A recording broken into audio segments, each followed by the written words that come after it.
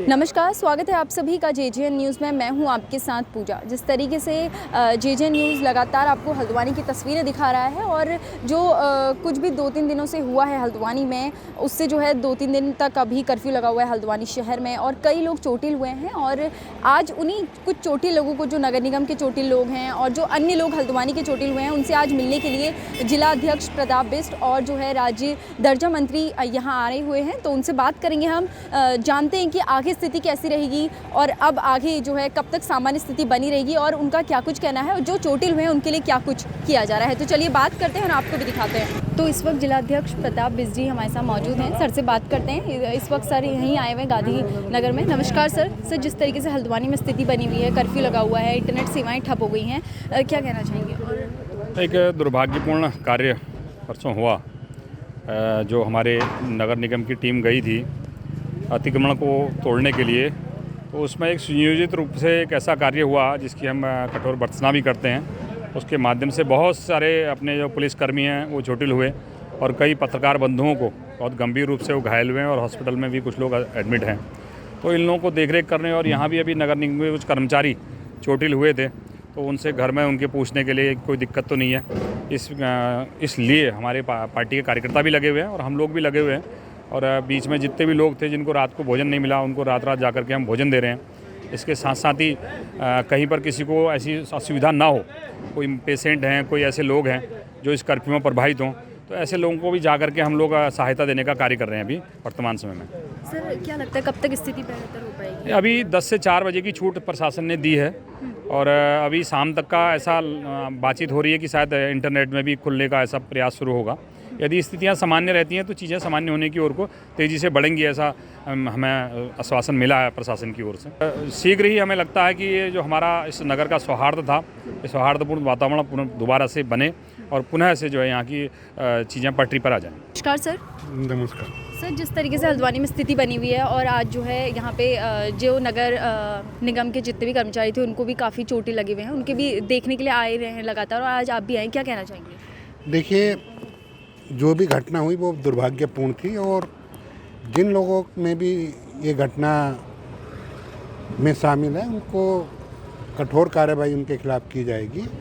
और अभी लगभग हम जो मिले हैं 30 से 35 लोगों के किसी के हल्की चोटें हैं, किसी के बहुत ज़्यादा चोटें भी हैं। और वास्तव में अब जो स्थिति है नियंत्रण में है और आगे कोई ऐसी घटना ना हो, उसके लिए भी शासन प्रशासन और हमारे जो आदरणीय मुख्यमंत्री जी हैं वो भी कल आए थे और उन्होंने अधिकारियों को निर्देशित भी किया है, जो भी दंगाई होगा उसको छोड़ा नहीं जाएगा और सख्ती से उसके खिलाफ कार्रवाई की जाएगी। और जो निर्दोष लोग हैं उनके साथ मैं आपके चैनल के माध्यम से एक बात कहना चाहूँगा कि किसी भी निर्दोष के खिलाफ कोई कार्रवाई नहीं होगी। देखिए, हल्द्वानी शहर हमारा ऐसा शहर है, आज तक इतिहास में किसी भी प्रकार की यहाँ पर इस प्रकार की जो घटना घटी है, आज तक हम लोग सभी भाईचारे के हिसाब से यहाँ रहते हैं, चाहे हिंदू हो, मुसलमान हो, सिख हो, कोई भी किसी भी जाति बिरादरी का हो, किसी भी धर्म का व्यक्ति हो, हम बड़े प्यार से, बड़े प्रेम के साथ पारिवारिक रूप से रहते हैं। मगर इस प्रकार की जो घटना घटी है ये बड़ी निंदनीय घटना है और मेरे को लगता नहीं है कि इस प्रकार की घटना अचानक हुई होगी। जिन लोग, चाहे कोई भी हो, चाहे वो किसी भी दल के हों, किसी भी जाति बिरादरी के हों, किसी भी धर्म के लोग हों, क्योंकि अपराधी की कोई जाति बिरादरी या धर्म नहीं होता, दंगाई का कोई धर्म नहीं होता है। दंगाई तो दंगाई होते हैं, वो कोई भी हो, उनके खिलाफ सख्त कार्रवाई होनी चाहिए। पुलिस प्रशासन ने जो अभी सख्त कार्रवाई की है इस प्रकार की, और उन्होंने जो सख्ती की है उससे नियंत्रण में काफ़ी अंकुश लगा है इस पर। और मेरे ख्याल से बहुत जल्दी हम लोग इस दिशा में पहुंचेंगे कि जो अपराधी प्रवृत्ति के लोग हैं जिन्होंने इस घटनाओं को अंजाम दिया है उन तक पुलिस के शिकंजे में होंगे और ये वातावरण यहाँ का फिर से हम जिस प्रकार से रहते हैं उसी प्रकार से रहेंगे। मेरे ऐसा लगता है कि हमारे हल्द्वानी के लोग बड़े सज्जन लोग हैं और हल्द्वानी के इस प्रकार के लोग नहीं हैं कि हम लोग आपस में लड़ना चाहते हैं। हम लोग भाई की तरह रहना चाहते हैं और एक दूसरे का हमारा भाई प्रेम बना रहे। हम भी उन लोगों से अपील भी करते हैं, अपने लोगों से भी अपील करते हैं, सभी भाइयों से अपील करते हैं कि हम जिस प्रकार से यहाँ रहते हैं उसी प्रकार से रहें और आने वाले समय में हम लोग इस प्रकार की प्रवृत्ति ना होने दें।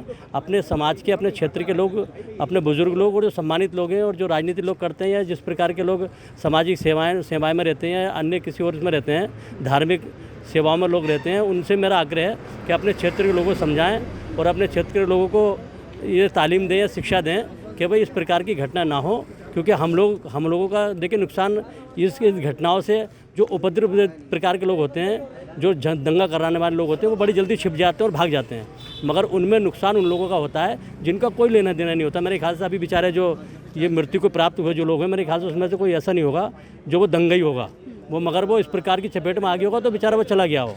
मगर हमें उनके लिए भी खेद है, उनके लिए भी दुख है जो हमारे लोग बेचारे ख़त्म हुए हैं इस कांड के अंदर जो गए हैं। ऐसा नहीं होना चाहिए था, मगर उनकी कुप्रवृत्ति के कारण, दंगइयों के कारण इन लोगों को चोटें लगी, कुछ लोगों के बहुत ज़्यादा, क्योंकि उस दिन लगातार पुलिस प्रशासन के ऊपर इस प्रकार का हमला हो रहा था, इस प्रकार से पुलिस के ऊपर पथराव हो रहा था, पुलिस अपनी जान बचा रही थी और दंगई उनके पीछे पत्थर लेके पड़ रहे थे। उसके पश्चात ये इस प्रकार की घटना हुई और मेरे ख्याल से ऐसा होना नहीं चाहिए, ये बहुत निंदनीय है। इसका हम इसका घोर निंदा करते हैं और सभी से अपील करते हैं इस प्रकार की घटना पुनरावृत्ति ना हो।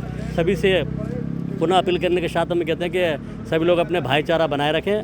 हल्द्वानी को, उत्तराखंड को देवभूमि की तरह जिस प्रकार से हम सम्मान देते हैं उसी प्रकार से सम्मान दें, मेरी सभी से उम्मीद है। तो देखा आपने बीते 2 दिनों से हल्द्वानी में लगातार स्थिति जो है काबू में हुई है, लेकिन अभी जो है सामान्य स्थिति नहीं हो पाई है। और आज जो है जिला अध्यक्ष प्रताप बिस्ट से हमने आपकी बात करवाई कि किस तरीके से उन्होंने बोला कि जो लोग चोटिल हुए हैं उनकी जो है उनका जो उपचार किया जा रहा है, लगातार खाने पीने का भी ध्यान दिया जा रहा है। इसी के साथ ही आपने पूरी तस्वीरें देखी होंगी किस तरीके से उन्हें चोटें लगी हैं, उनकी बात की जा रही है, उनका जो है ध्यान रखा जा रहा है। इसके साथ ही आपको बता दूँ उन्होंने बोला है जल्दी ही हम कोशिश करेंगे कि हल्द्वानी की जो स्थिति है उसे सामान्य किया जाए। तो ये थी जेजेएन की खास ग्राउंड रिपोर्ट। मैं अपने सहयोगी गणेश के साथ पूजा, जेजेएन न्यूज़ हल्द्वानी। नमस्कार।